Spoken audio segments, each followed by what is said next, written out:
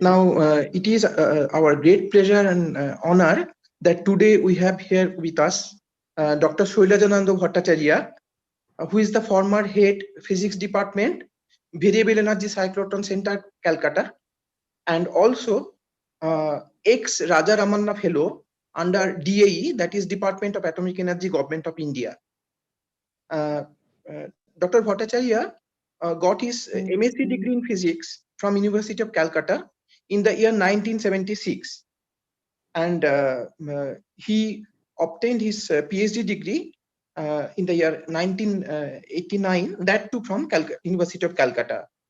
Now, after getting his MSc degree, Dr. Bhattacharya went to join BARC, that is Bhabha Atomic Research Center in Mumbai as scientist, where he was awarded Homi Bhabha Medal for acquiring first position in the orientation course in physics in the year 1979. And he was also awarded DAE Group Achievement Award as group leader in the year 2012.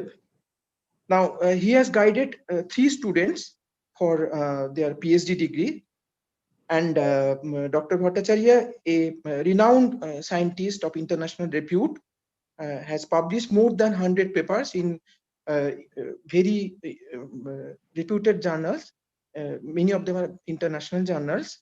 And his areas of interest include complex fragment emission in nuclear collisions, then nuclear reaction dynamics near Fermi energy domain, resonance particle spectroscopy, fusion fission dynamics in nuclear processes, and detectors and instrumentation. Now, Mrinal has said in the beginning that Dr. Bhattacharya is a very nice person, and let me tell you that I had the privilege of working with him as a postdoctoral fellow at VCC, Variable Energy Cyclotron Center, Kolkata, with Dr. Bhattacharya, and there also I had same sort of experience that he's a very nice person, other than being a very great scientist. With these words, I invite Dr. Bhattacharya to deliver his talk, and the title is Experiments in Science Triggering the Change. So, Dr. Bhattacharya, please. Very good afternoon to everybody. And at the very outset, I must thank this Jhargram Raj College Physics Department and Jhargram Raj College Physics Alumni Association for giving me this opportunity to be introduced into this new virtual world of seminars. In fact, this is the first virtual seminar I am attending, and this talk, therefore, will not be a very high level. It will be basically for undergraduate students. I thought that maybe I try to motivate undergraduate students for experimental science, which is very exciting, I feel, and that's why I thought maybe I try to do that. Okay, so with this, I start my talk. What I want to talk in next maybe around 40 minutes or so is experiments in science triggering the change, means how the new experiments or novel experiments in science triggered the change of our concepts and our world of the field as a whole. Okay, so basically I'll not talk much on many topics. Just I will initially give some introduction. What is meant by experiments in science? Just a few general introduction, and then I'll try to illustrate this point. These experiments, how they really triggered the change. A few pioneering experience. But I shall caution you right at the beginning that there are many such pioneering experiments in many fields, many different fields. But I have just picked up very few, maybe 5 or 6 experiments here for discussion, because time is also short. And anyway, I am not qualified to talk about all such experiments in each and every field. So I talk about my field only. So let us talk. What is science? Science is basically, it is defined as a systematic enterprise that builds and organizes knowledge in the form of testable explanations. This is the important thing. Science is that branch of knowledge which always try to explain in terms of it also get some testable explanation and predictions about the universe. And there are many branches of science we know of, say right from say earth science, social science, life science, physical science, formal science, etc., etc. However, I will restrict to my domain, that is physics, and I just try to pick up a few examples from physics to show how the experiments over the years, new experiments, I think novel experiments, has changed the landscape of physics and our knowledge. Okay, so this is how let me start how to pursue science now then. So we understand now that as science is defined, testable explanation means you have to test each and everything so that it can be qualified as good science. So you have to do experiments. So experiment is a basic part of science. And what is experiment? Experiment is a body of techniques for investigating phenomena based on empirical and measurable evidence for acquiring new or correcting previous knowledge. So that is what is experiment. Experiment means what happens? You do something, you collect some measurable evidence, means which is to be measured, which can be quantified. And with that, you try to just see whether whatever knowledge you had that is correct or not, or you need some correction, you put some correction over the previous knowledge. So this great circle of science in general is like this. So it rotates around these three basic, these are the spokes: hypothesis, experiment, observation. So what happens, you can start from anywhere. Suppose in earlier world, basically people started from observation. So from observation, what happens? You draw some inference about the things. And then from the inference, you come to land up in some theory, some hypothesis about this, why these inferences are there. And from these hypotheses, if they are good enough, they will lead to some prediction to whether this hypothesis is correct or not. Then according to this prediction, you design a new experiment. And this new experiment is basically testing this hypothesis. And so after this experiment, you get some result, that is observation. And this observation, if it is correct or not, on the basis of it, you draw a new inference. And during this new inference, if it is varying from the earlier inference, then you have to change your hypothesis. So this is how it rotates from hypothesis to experiment to observation, and from inference to prediction to testing. So this is how it is a never-ending cycle, and it goes on and on and on. And you see that definitely if any of the spokes are missing, then science does not exist, because then the experiment is missing, and there is no testing, so it is no more science. The science in this way we define. So therefore, experiments play a key role in science, and we know, everybody knows about experiments. Many experiments are there, but definitely there are some major experiments which are really game changers. Game changers means they really change the perspective, whole perspective of science. Okay, so I just try to deal with a few such experiments, only a few, and maybe you can get. These are nothing are new, because you all know that. I just try to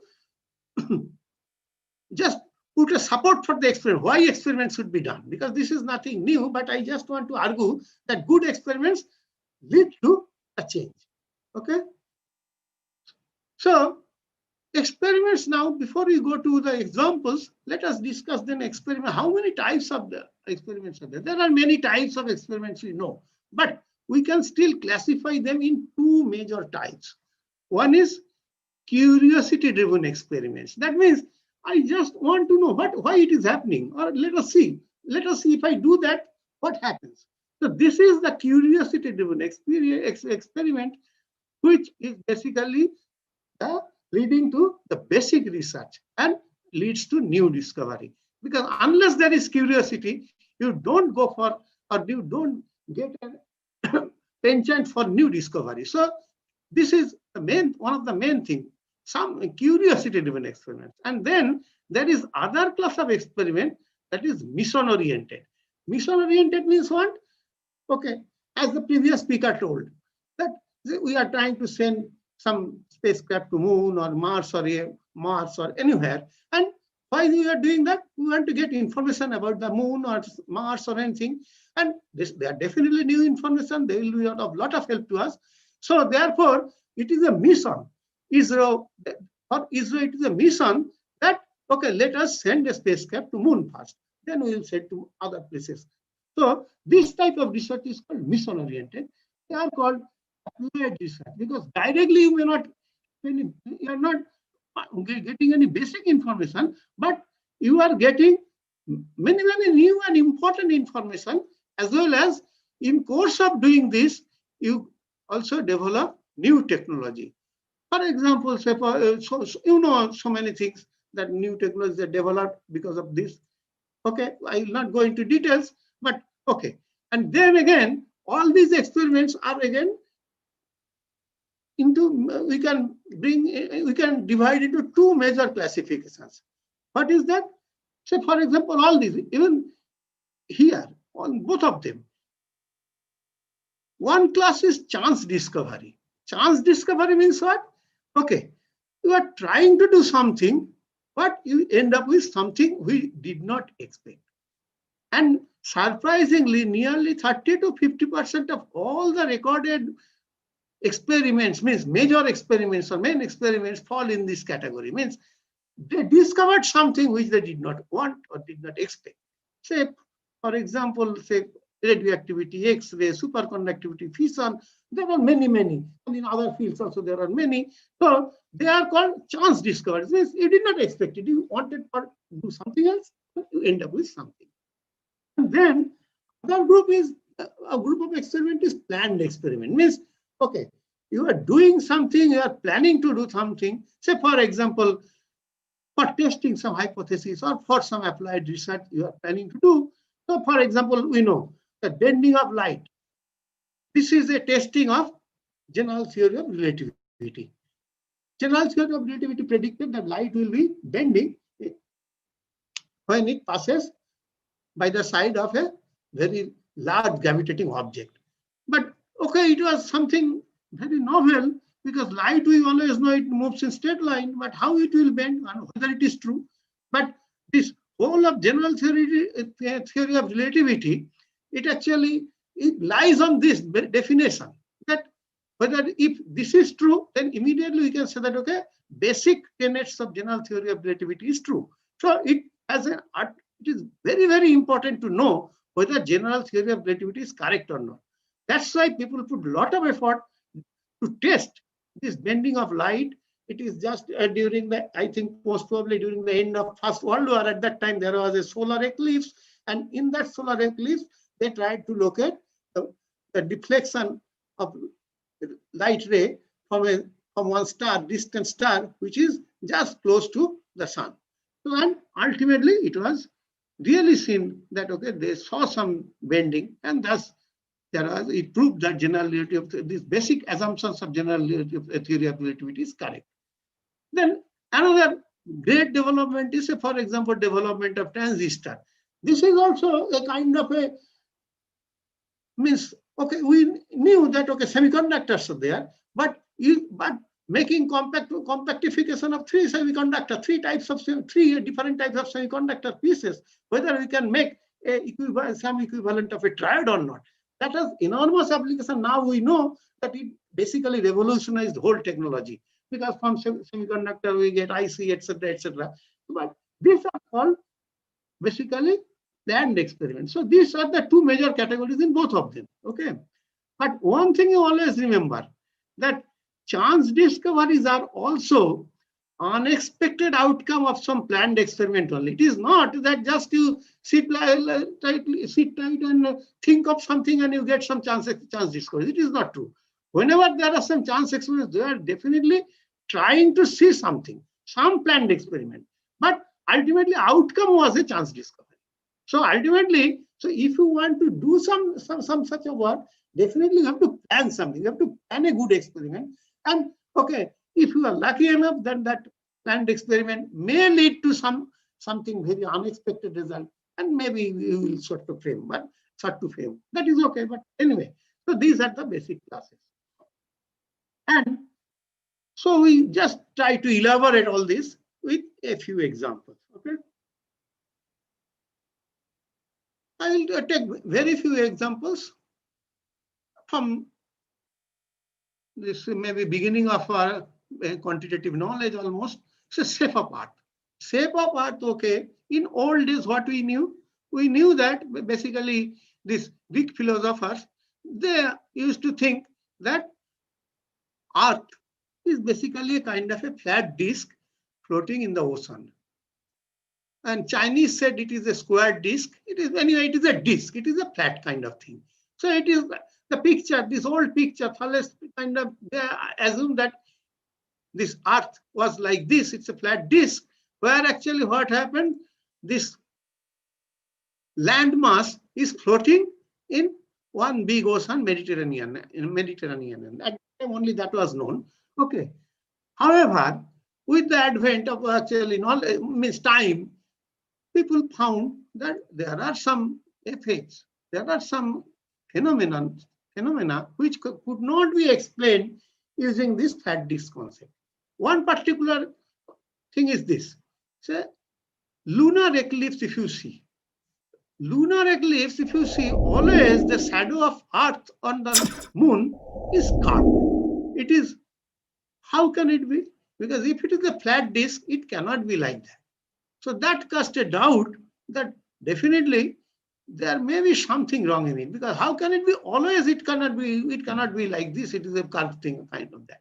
This can only happen if it is a square or this spherical kind of object. And another experience, when actually at that time people started moving around in the sea, and then what we see, what they observed is that when the ship is moving towards the horizon further and further, ultimately what happens? First we see that lower part is not visible, and gradually it goes down as if, but it does not commensurate with this assumption of flat disk. Because if it is flat disk, then what happens? At the horizon it will suddenly dip down. But what happens? It is slowly, gradually coming down. That means as if there is a surface kind of thing. It is sloping, gradually sloping down the surface. So it also casts actually doubt on this picture of flat disk. And then finally, what happened? It was this Magellan's famous, everybody knows that this Magellan's famous circumnavigation, voyage, global navigation, he started from one place and came back ultimately to the same place. It cannot happen if it is, unless it is a spherical object. So therefore, this ultimately established that, okay, this Earth is not a flat disk, but it is a kind of a spheroidal shape. These are the very initial developments of knowledge. So, and then, okay, another initial development, but little bit late, recent actually I would say, is the solar system. What was our knowledge, old knowledge of solar system? This, again, these Greek philosophers, Ptolemy, Aristotle, etc., and even important this Christian church, they also said that Earth is at the center of the solar system, and all others, moon, sun, everything, they are rotating around the Earth. So this picture was there, very much there for a very long time, and since church supported it, nobody could raise any word about it. But then came actually Copernicus, who first postulated that maybe this is not true. Actually, solar system is heliocentric. Heliocentric means center, helios is sun. So sun-centric means it is not Earth-centric, but it is sun-centric. It is centered is sun, and there are other actually planets and etc. etc. But when Kepler said so, nobody paid much attention except some maybe learned people or who wanted to think otherwise, because it is directly objecting, directly contradicting this church's idea. But then what happens? Then came Galileo, and Galileo, what he did, he developed, at that time telescope was new in the market, and Galileo also developed one telescope. And with this telescope, he started looking at the sky. Okay, and looking at the sky, he discovered so many things. Important is that he discovered several moons, 4 moons of Jupiter and phases of Venus. And from all these, he was confident that definitely it is actually this sun-centric system which can explain all this, but earth-centric system cannot explain all this, particularly the phases of Venus, etc. cannot explain from a earth-centric picture. So actually, Galileo, first observation of Galileo, this is the experiment, beauty of experiment, because he observed. So directly he is very confident. So he said that, okay, nothing doing, it is actually the heliocentric picture which is correct. But anyway, again, since he was a contradicting charge, Galileo, you know the story, means all this history, that Galileo had to suffer a lot, and ultimately he had to withdraw. To survive, he had to withdraw his statement that whatever he said is correct or not. Anyway, science actually goes from whatever is correct, ultimately it is correct. So maybe after some time, people agreed that, okay, it is only sun. Now we come to another great changeover in science. It is the rise and fall of ether and the introduction of theory of relativity. Okay, so what is the problem? Problem is that we know actually it is in the 18th century or early 19th century or so. At that time, we know at that time we knew that light is a wave. Okay, it propagates as wave. But the problem is that at that time we used to know that, okay, wave is there, definitely fine, but all waves need some medium for propagation. Because say for example, you know, wave on water, sound wave, etc., all need some medium. Without medium, how can it propagate? We know. But light comes from sun, and in between there is vacuum. So how can light propagate in vacuum? This was a big problem. That if wave theory has to survive, then there has to be a medium. And if there is no medium, how it can be wave? How it can pass on as a wave? So to actually save this wave theory of light, there was several models actually, and one of the most interesting model is that they conjectured that whole space is filled with some kind of material called luminiferous ether. Means this ether which basically transfers light only. And this, since it can transfer light, so it is a medium. So there is a medium, so there is no problem. Light can propagate to the medium. It's all right, fine, it is saved. But problem is otherwise. Problem is that, okay, if it is a kind of a fluid, whatever kind of, whether it is gas or something or anything, but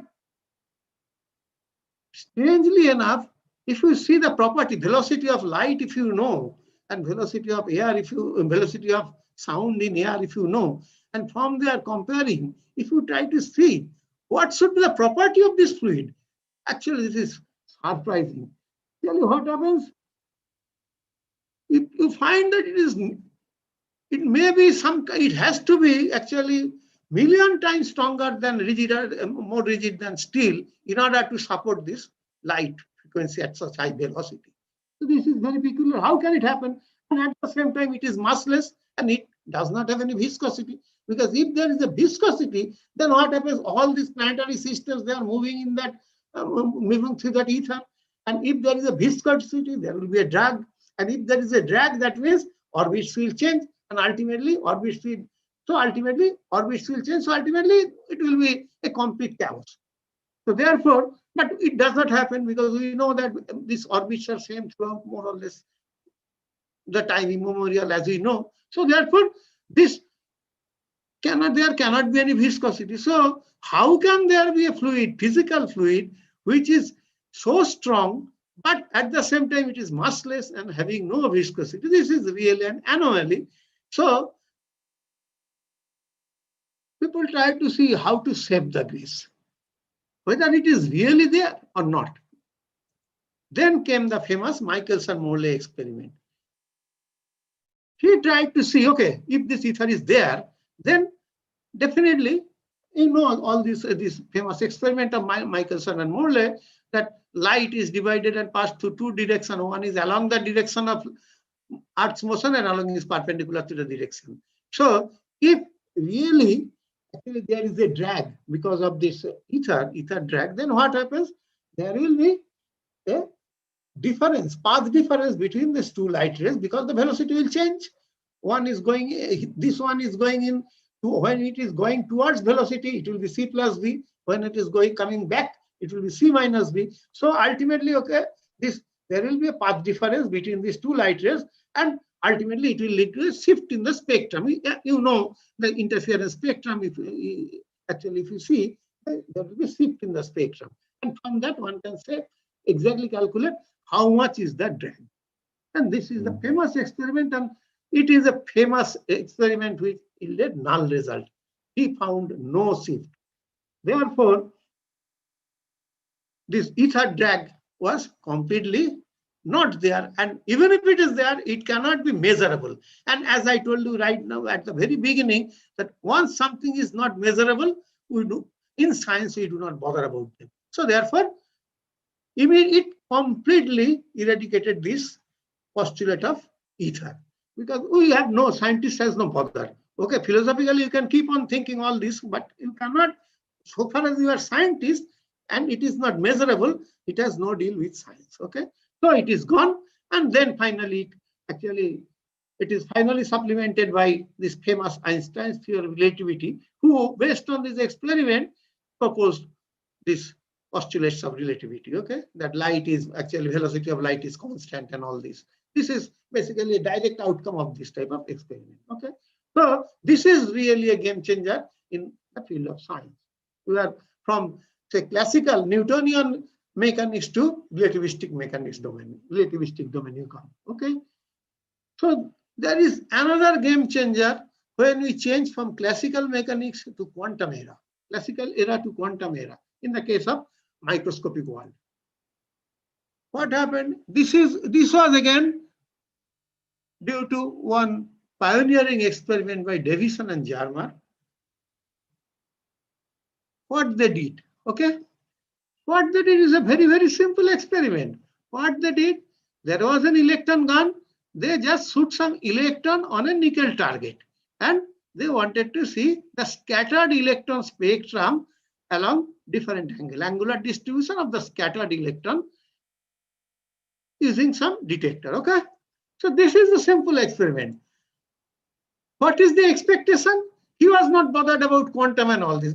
Though before that, already de Broglie actually propagated this idea that wave particle dualism, that any particle has got some wave, but he was not bothered. He wanted to do just simple classical experiment, and he wanted to measure that. And what he expected, that electrons are very small in size, microscopic in size, everybody knows.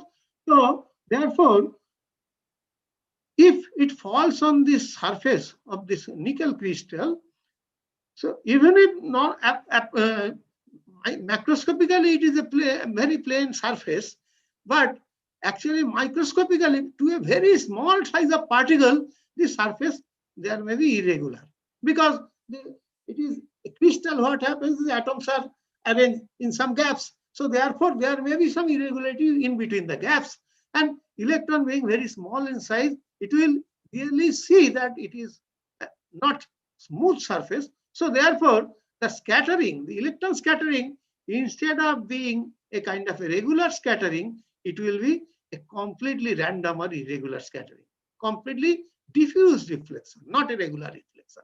So that was the expectation. And actually, as I told you, that there are accidents sometimes happen, and accidents are good in experiments, but I do not say that, okay, you should always go for accident in experiments. But okay, in this case, one accident happened and it actually changed the whole dimension. What happened during the experiment? Some air leaked in, because it was a vacuum system, vacuum chamber. Air leaked in, and air leaked in means what? And it formed a oxide coating on nickel film. Okay. Now what happens? He wanted to study nickel surface, so therefore to remove the nickel oxide film, this specimen was heated at high temperature. And what was the result? He did not know, but the result was that the polycrystalline nickel got converted into a large single crystal because of the heating. They all got aligned, and so polycrystalline nickel became a single crystal, aligned single crystal. And the outcome was phenomenal. What was the outcome?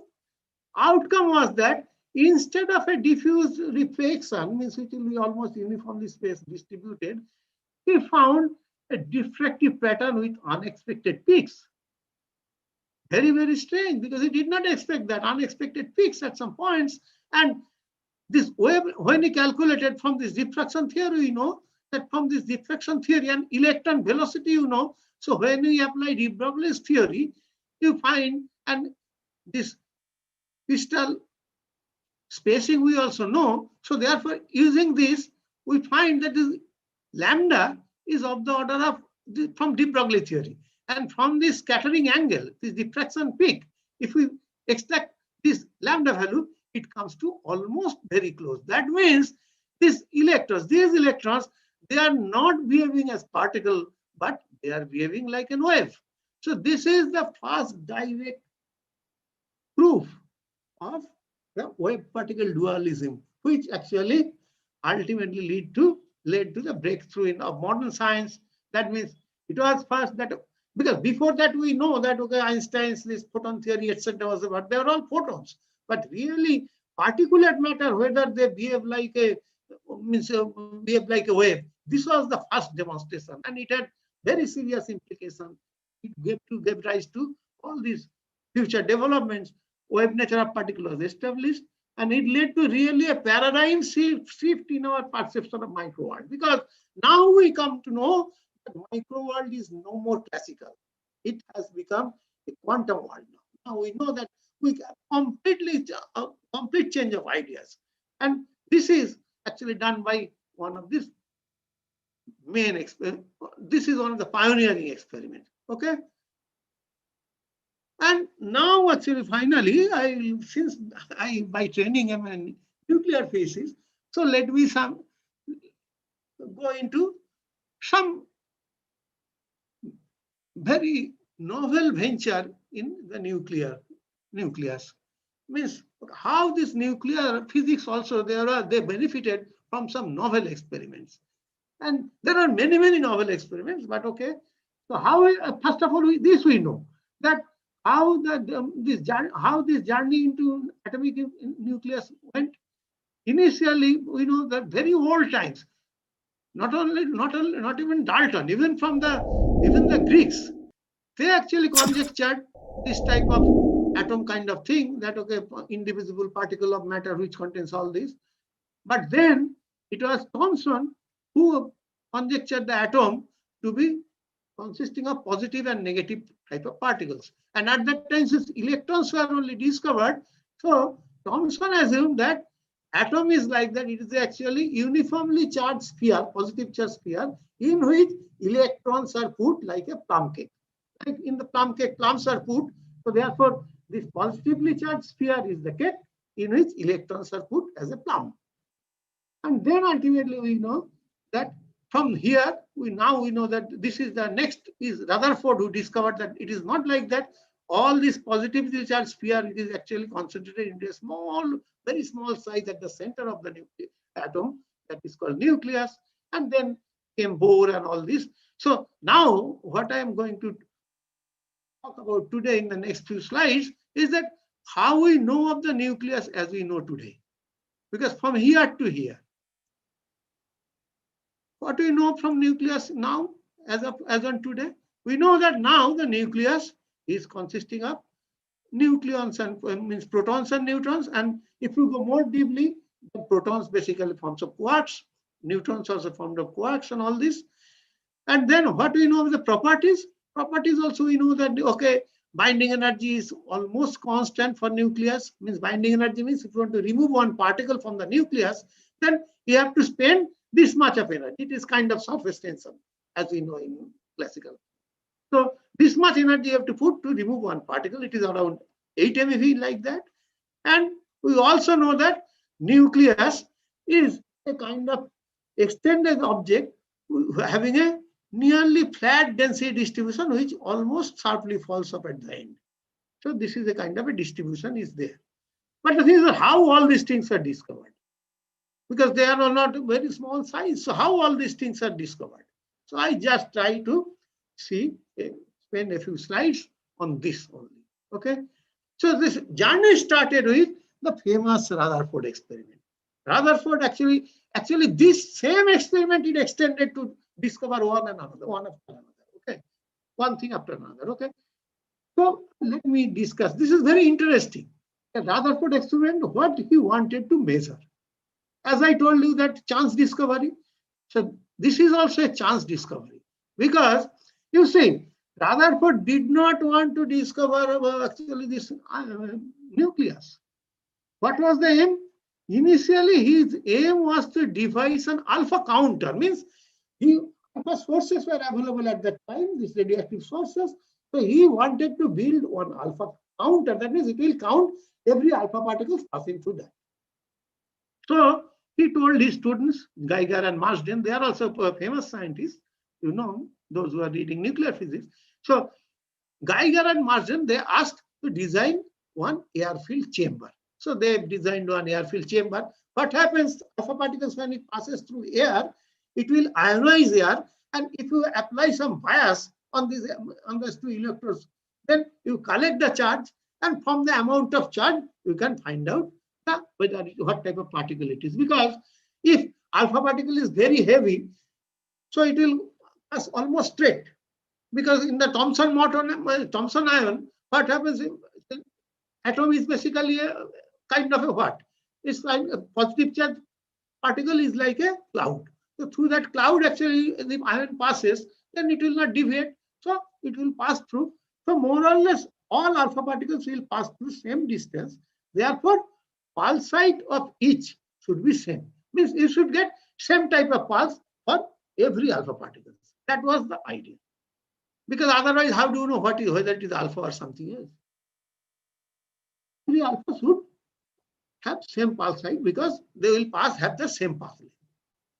But surprisingly, what they found is that this counter was not at all reliable. Why it is not reliable? Because they found that these pulse heights of alphas are varying. Pulse heights of alphas are varying. Okay. That is very strange. Why pulse heights are varying? How path length is changing? They did not generate same number of ions, thus producing erratic result. That means all the alpha particles are not traversing the same path length. So they are as if someone is having this small path and then goes back. Someone is having it is going in a different direction. So pulse heights are random. So if pulse heights are random, then you cannot differentiate what is alpha or what is something else. So ultimately, it will be a total unreliable result. But the thing is that why it is? Because as far as your concept goes, that if it is a passing through a Thomson atom, it's basically a cloud of charged particles, positively charged particles. Alpha particle will simply pass through; it will not be deflected. Theory can very simply one can calculate that. So therefore, it is not possible. So therefore, Rutherford found out that the probable cause. This can only happen if alphas were too strongly deflected by collisions with molecules of air. That means alphas really face a strong hurdle. Very strong hurdle. It is like that. Suppose I have one ball in my hand and I am throwing it in the air. I never expect that ball will come back in my hand if it is a free space. But suddenly, suppose if I am blinded, I am blindfolded, I am throwing this ball, and suppose suddenly it comes back to my hand. What I will assume then? I will definitely assume that some very heavy obstacle is there in front, from which it is reflecting back.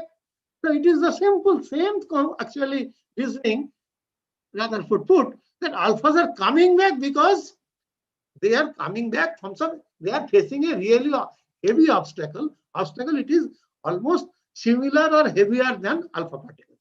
Then only it can come back, otherwise it cannot. So then the next question is, why alphas are deflected strongly? And therefore, You see the whole experiment, this motivation, now the orientation has changed. Started from this. And now what happens, as I said initially, this circle. So you started with one aim, experiment said something else. So you immediately change your idea and you said, now, why should it deflected? Why should it be deflected? So you study a detail, make a detailed study of alpha scattering and series of experiment, a detailed measurement with different foils you wanted to do. So only thing is that difference between Rutherford and common means and any other person is that he would have thought that the counter is wrong. This counter is unreliable, let us develop something else. But you had so much confidence in his result, then he thought that it cannot be wrong, measurement cannot be wrong. So something may be wrong with our physics concepts. That is what is the genius. Because similar result definitely many people have found at that time. Because everybody was experimenting similar. But they thought maybe okay, counter is behaving something physically, so forget about it. But Rutherford thought otherwise. He thought nothing doing. It is not. It is proper. Result is okay. Then why the result is deviating? That is why he started, and it was a game changer. So it is like this. Actually, this is, as I told earlier, it is basically shown in a mathematics. Just one projectile hitting a target. The result is that if, say, suppose the Thomson atom, as I said, Thomson atom, what happens? This is very, very small because charge particle is distributed in a sphere. Small particles, almost negligible charge. So what happens if it collides with each of them, any of them, it will not be deflected. So deflection is almost zero. Practically no momentum transfer, almost zero. On the other hand, if this is heavy, empty, this target or air molecule is heavier than alpha, then what happens? It will have a heavy impact, it will come back. The very large momentum transfer, so it will be coming back. It may come back. So something like this, second one may have happened. Something like this may have happened rather than expected.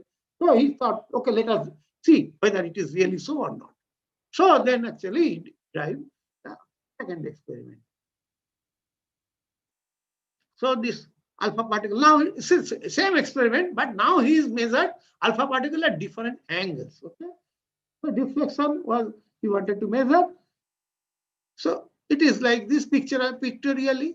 So this deflection is very small if it is Thomson atom, and if it is something else, means very heavy thing at some point of time, at some place, then some of these alphas may get a large deflection.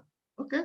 So from that, we can infer that charge particles are not spread like a ball or like it is not a cake.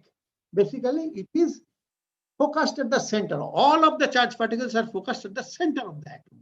And therefore, you have a heavy charge particle, and it is when actually these alpha particles are thrown at it, it will be bounced back. So this is what he did, actually, details of this experiment.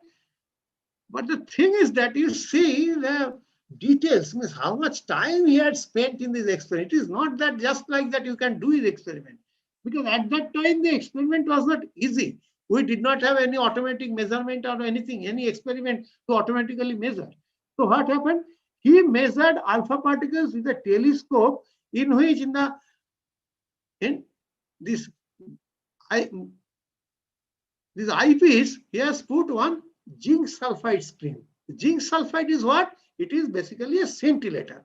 When alpha particle falls on it, it will give a scintillating signal, light.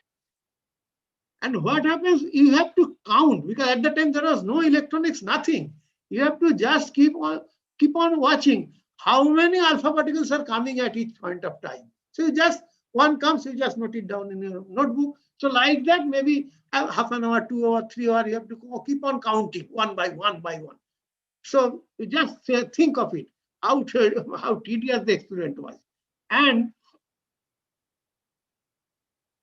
why he actually still, and 1 in 8,000 alpha particles were backscattered. Just see. That means if you want to see really the backscattered alphas, 1 in 8,000 alpha particles backscattered. So just see the tremendous actually perseverance. tremendous amount of time he had to put just to see whether really you see any count at the backward angles. Because the sources were not strong like our beam. Nowadays we have very strong beam. You can do this experiment in maybe matter of minutes or hours. But at that time it was a source, and alpha sources cannot be very strong. So it takes enormous time just to collect some data, because if in the front side you have 8,000 count, here you have one count. So one by one you have to collect. But still, why he pursued? Because it was in his own voice, in his own writing, it was quite the most incredible event that has happened to my life. It was almost as incredible as if you have fired a 15-inch shell at a piece of tissue paper and it came back and hit you. See, this is the kind of thing you are really looking. You are firing a shell and it is coming back, firing a shell on a tissue paper, and tissue paper reflects it back. It can never be possible, but that was what he found. And this actually ultimately led to this famous result that he came to know. He discovered this nucleus. He said that all charged particles are at the center. Okay, but actually, now what happens? What more we learn from there? Is the nucleus point-like or having some dimension? That is also because once we know that it is at the center, whether it is a point particle or it's having some dimension. Okay, whether other force scattering can say that? No, because it was done with a 5 MeV alpha particle. So with that 5 MeV, if you see, just simple calculate is how much is the distance of closest approach. It is around 45 Fermi. So, whereas nuclear dimension, as we know now, is of the order of maybe 5 to 10 Fermi maximum. So therefore, it cannot reach even close to the surface of the nucleus, very far away. So therefore, you cannot say, you cannot come to really see the nucleus at all, very far away. It is from, we are looking at some, say maybe something from a very long distance. Okay. But then what you can conclude? You are saying that even though it is reflected from 45 Fermi, this angular distribution, whatever he has found, it is purely 1 by sine theta 4, theta by 2, 4. That means it is pure Coulomb scattering. That means at that distance, the scattering is purely Coulomb. What it means? Nuclear, definitely if it reached the nucleus or touched the nucleus, there should have been deviation from this Coulomb, because nucleus would have done actually reacted in some other way.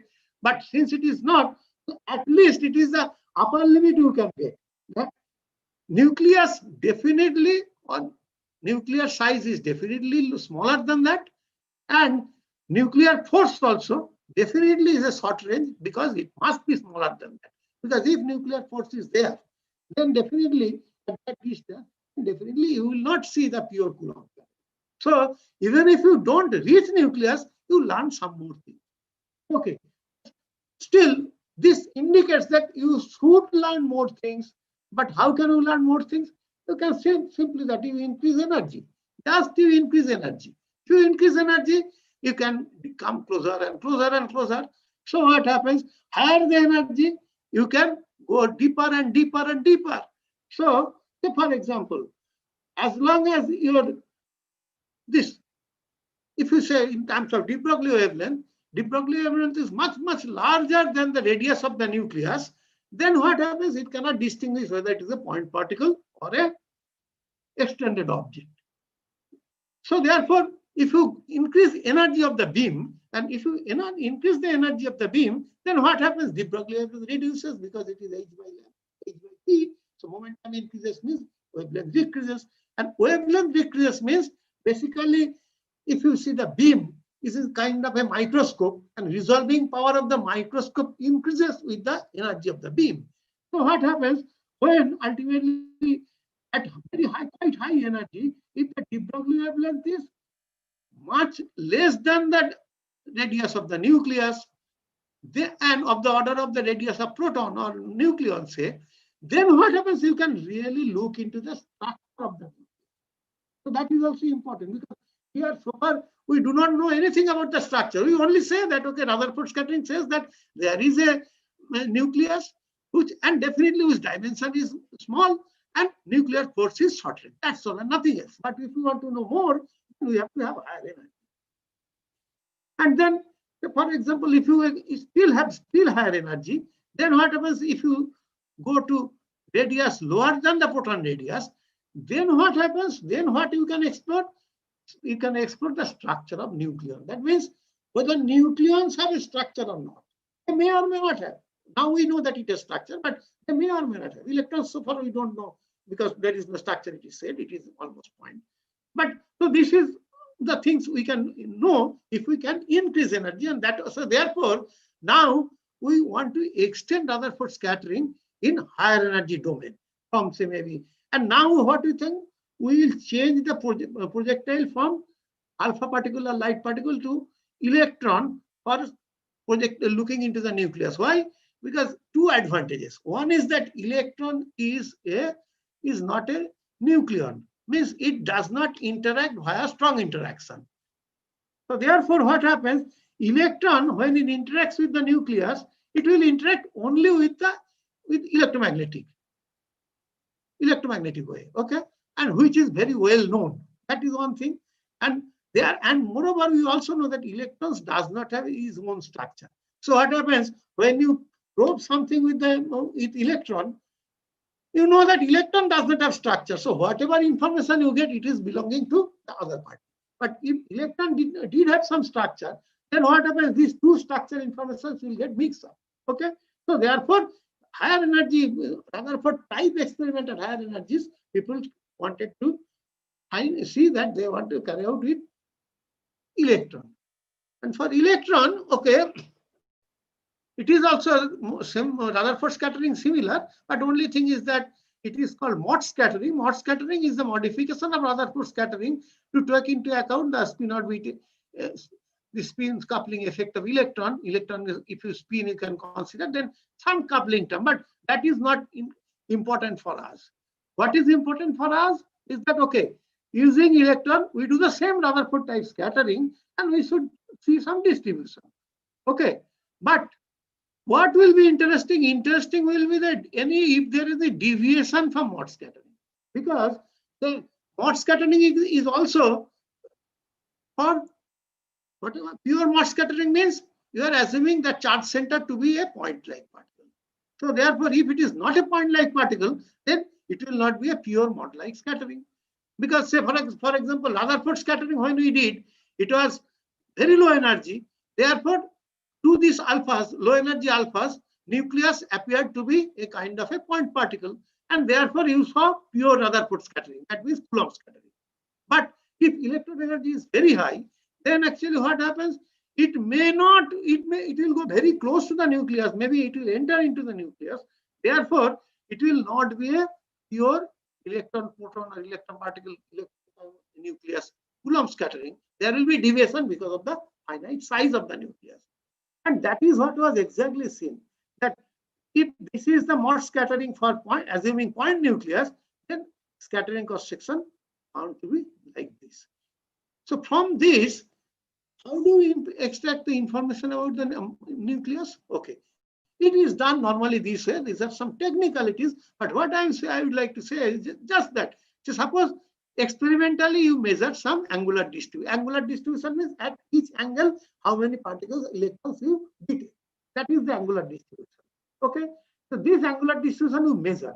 Now this Mott scattering we know that how to calculate, and then we assume that if there is something, it is a finite shape will distort this by some factor which is fq square. I would say q is momentum transfer, or it is, I would rather say, it is depending on basically the theta angle of the scattering angle, because momentum actually transfer is basically depending on the angle. Okay, so it is basically a theta dependent part. So this fq is basically called a structure factor, form factor of the nucleus.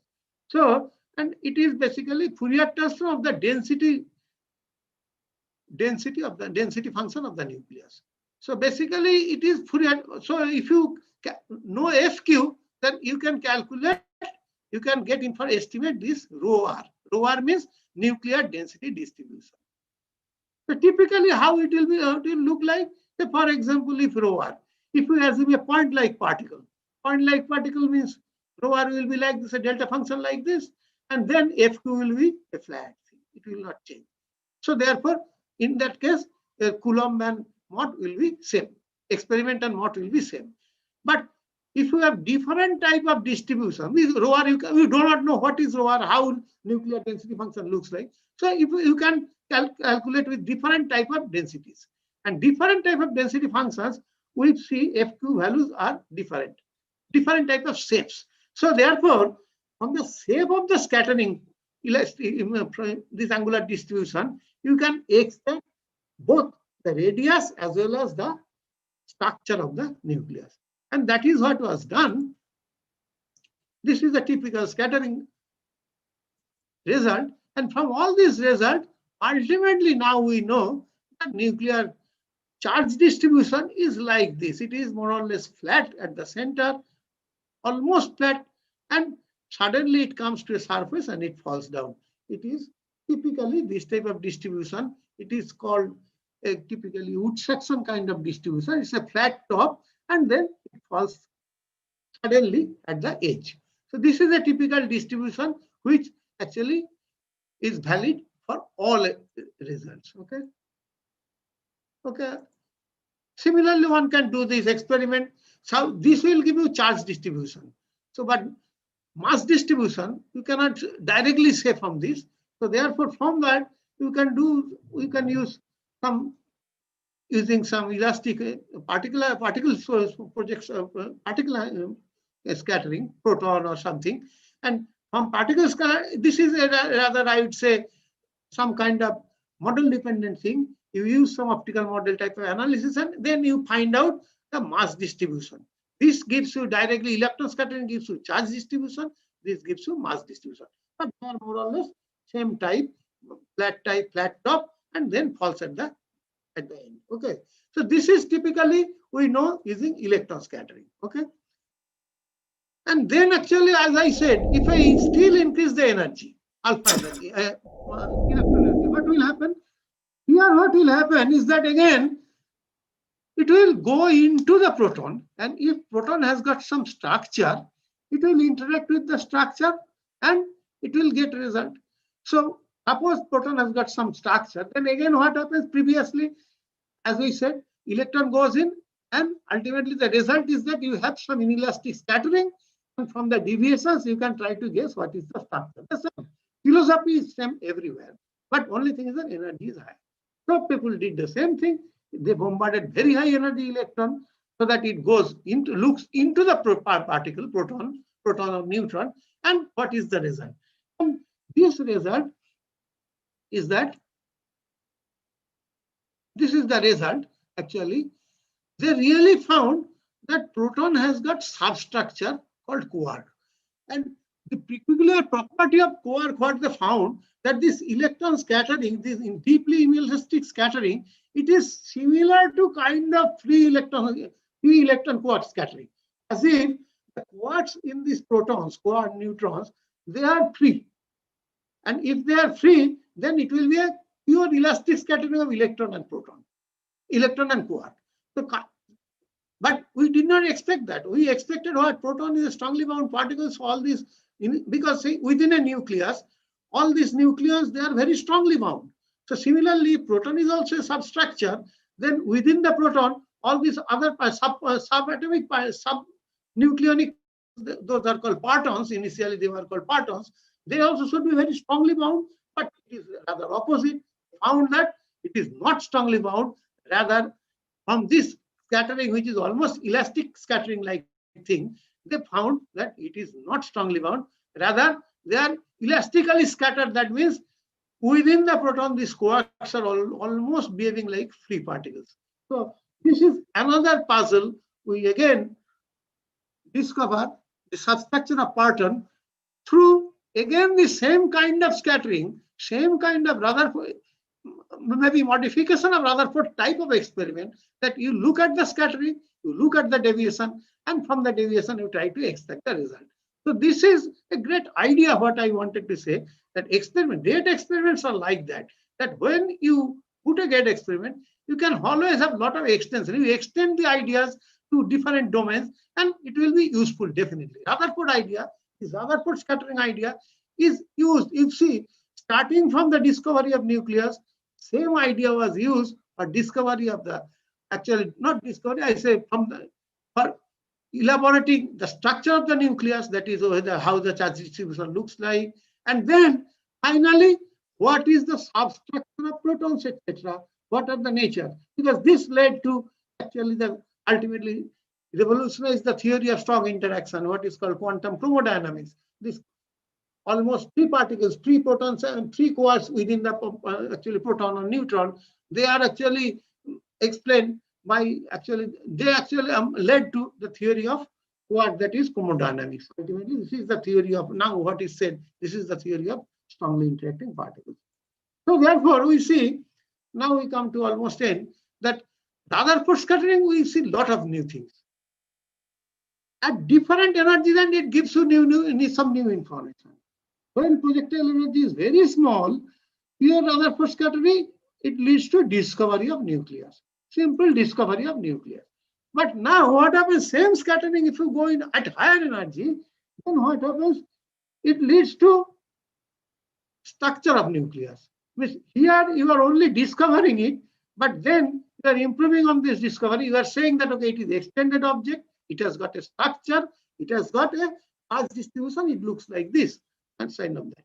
And then if you go to further higher energy, you find that really protons, etc., are also having some structure, and actually it leads to the latest this quark theory of matter, that is the quantum chromodynamics. So therefore, that's what I would like to say, that Rutherford scattering is really one of the path-breaking experimental technique in nuclear physics, which like the other experiments I showed earlier in different areas, Rutherford scattering really revolutionized the whole of nuclear physics. It just changed the whole actually picture of nuclear physics at different stages with new energies, new beams, and ultimately you see new results, and ultimately all new results. And what we know, complete change in picture from Thomson scattering, from Thomson picture to this quark picture, all are because of this single one idea, that is the Rutherford type scattering. Okay. So ultimately, what do we learn? So that is what is the importance. What do we learn from all this? So definitely, what we learned is that actually how to do that, you should have a good motivation. Unless, because Rutherford scattering initially, very initially, most of the people will say that, okay, forget, nothing doing. It is a wrong thing, because whatever result you have got, it is because the detector is bad, so forget it. But motivation should be strong. You should be, if you are sure that, okay, your detector is right, then definitely you have to, you stick to your goal and keep on. And then you change your goal. That is also important. That is another thing. Initially, you tried to measure alpha, but now as soon as you found that, okay, it is showing something else, you change the baseline. You say that now, okay, I will measure angular distribution to see really how the scattering looks like. It will lead to new discovery. This is very important. And then you should have some estimate definitely. Otherwise, what happens, whether it is how much time it will take. Because, for example, Rutherford scattering, as I said, that in the backward angles, 1 in 8,000 particles you will see. And see how much enormous time one has to spend.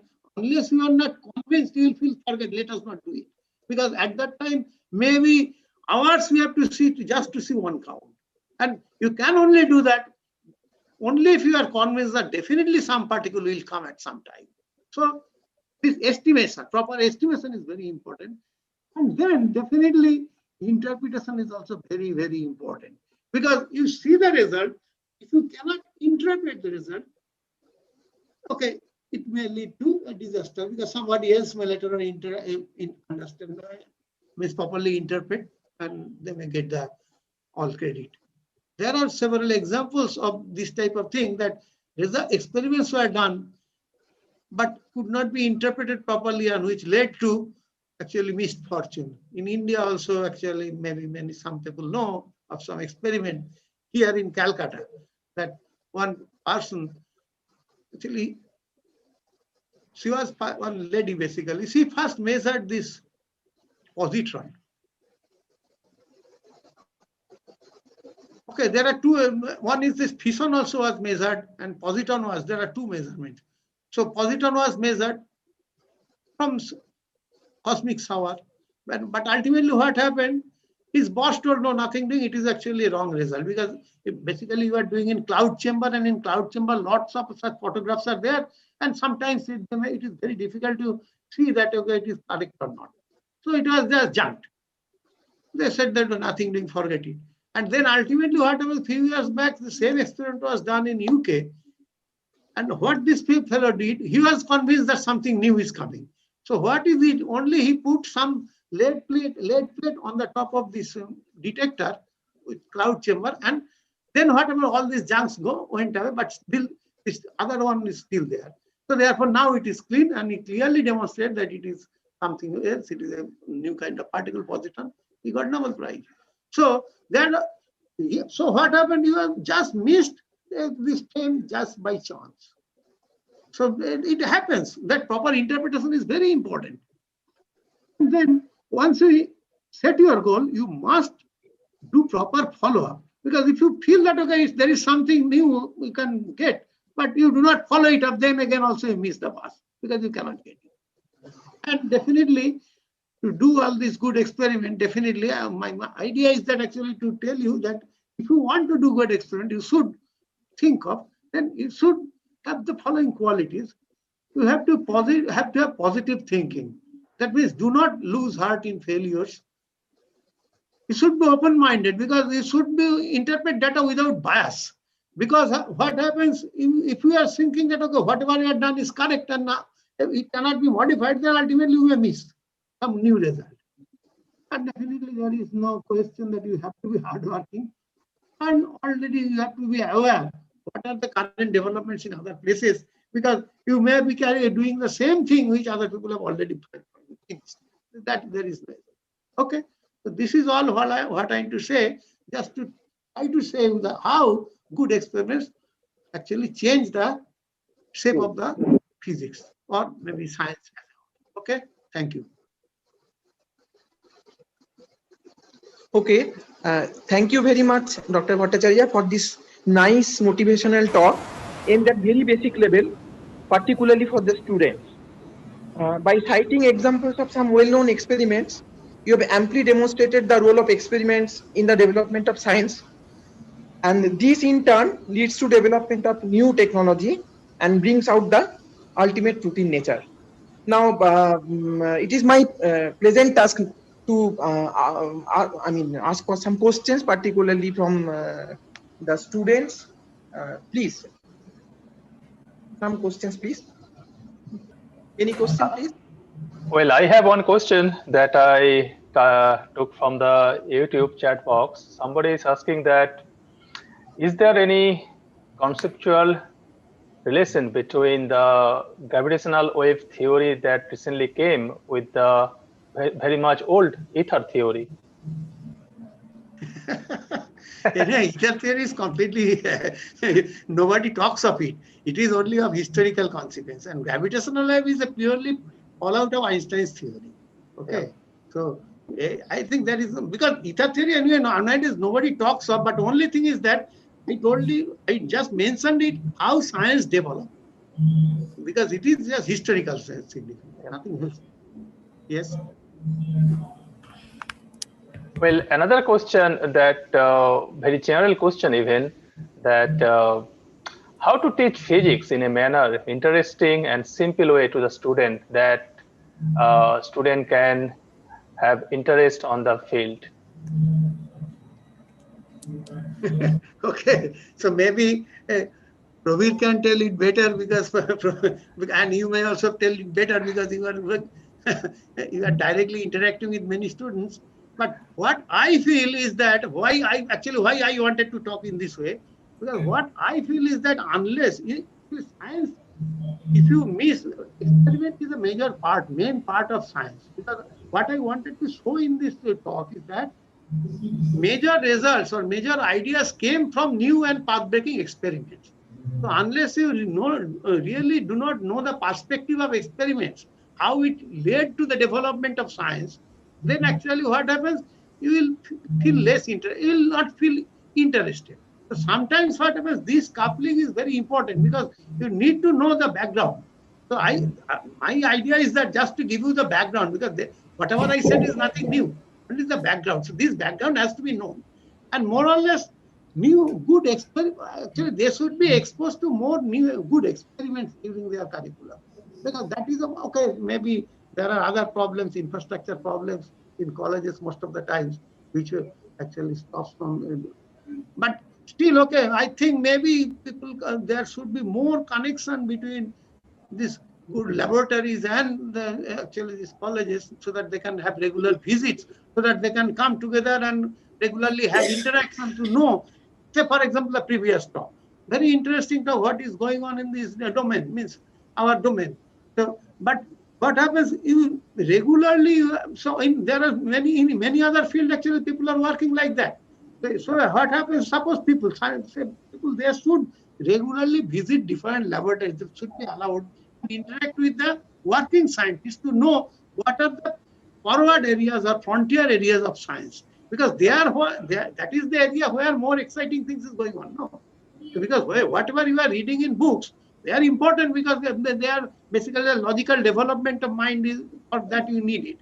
But at the same time, you should also have an idea what is the horizon and what is the exciting activities going on in the horizon. So for that, actually more interaction is needed. Unless that interaction is needed, actually you may feel little bit that as if, okay, whatever you are doing, maybe that is all and all this. So this fuzzy area, this diffuse border is also to be known. Yeah. Actually, why I asked this question, that I found that gradually the interest in physics from the student community is gradually decreasing, not only in our country, but I read one article in American Institute of Physics. They started in around 2004 that they also found that in America that time also the students gradually lose their interest in physics. So how we can develop the interest in the student, particularly in the place like in Jhargram, where we have very less infrastructure available, resources are very less, and money is definitely a factor. So what a teacher from that kind of institution can do something that can create extra interest on the students, then they can able to read physics by themselves from their heart. Not that was actually my query. Yeah, that is what I was telling. I tried to say that, for example, people will be interested if younger people particularly will be interested to join, do the experiment, do science, if they see that really some exciting work is going on somewhere. Yeah. Because most of the time we are reading from the books, but we do not see. Say, for example, how many people, we have so many accelerators in India now also, but how many people have visited the accelerator laboratories in India? Because you are reading and all these alpha scattering, that you are doing all this reaction, nuclear reaction, but how it is done, what is the scale of experiment, how it is done, that if you do not know, if you see, then you will have some interest that, okay, it is a big thing. Say, for example, this kind of previous talk you said, it's a huge thing, huge activity. But once visit there, you will really feel that, okay, it is a challenging activity one can join. Similarly, for other activities, other areas of physics also. That is the main problem, that means regular interaction between the laboratories where actually work is being done on the frontier areas of physics and say students. That is very much needed. Say, for example, if you go to CERN, they regularly organize the summer school, that where all students from Europe come. Even it is not only BSc, they will actually invite students from schools level also. Because interest has to be developed from that level. From school level people, they come, they do some simple experiment, they set up for them, they do with their own hand. So this type of thing, why they do? Again, it is to pick them young kind of attitude. Because unless you develop this interest right at a very initial stage, then actually you cannot just develop it at a very later stage. Another thing is that definitely another thing is economic factor is there. Because now everybody, because okay, livelihood is definitely another factor. So therefore, if you see that okay, livelihood, if you read physics, your livelihood is not guaranteed. So therefore, you try to see that is definitely a factor, and that is why actually it is not in India, throughout the world now. Basically, in basic science, actually funding is becoming less, and therefore interest is also becoming less. But it does not mean that people are not working. Really, a lot of people are still working. But definitely interest has shifted. And whenever there is a fund cut, we will find that fund cut first comes from the basic science. So I believe that the message from you is to the teachers that they should arrange some lab visit from the school level. Then maybe students will acquire some knowledge and some interest will develop automatically on them, right? No, that is true. Hello? Yes. Yes. Yeah, that is true. At the same time, what I would say, that it is not one-way traffic. Actually, laboratories also should on their own develop make some program and try to bring people to the laboratory. It is not that only actually say from the students, say teachers should actually write to university, laboratories and so to fund visit and all this. Actually, laboratories also should have some dedicated time fixed for student interaction. So they should have some fixed time. Some and on all big laboratories in other places they have like that. Yeah, I think, Dr. Bhattacharya, I think BECC organizes one-day program that is on the National Science Day for students from schools, colleges. Yeah, they could go there and just visit and see things. You are right. Can have a first-hand experience. I'm saying that one day may not be enough. Actually, you should have regular such programs. Maybe every 3 months or every 2 months, or we should have 2-3 days or 2-3 weeks. We have to have some where people can come and interact like that. It is only one day. Definitely, I know that it is there. One day may not be enough. That's what I'm saying. Maybe during summer vacation, one can spend some time. Summer vacation or maybe winter vacation. So this is, I don't know what happens if everything is gone. Or... I have a very small question. Just a minute. I have a small question. Hello. Yes, I can hear, but I cannot see you. Okay, I have a small question. How was the superconductivity accidentally discovered? Can you please tell us? How much? Hello. Am I audible? Yeah. Yes. Yes. You tell me. Yes. Hello.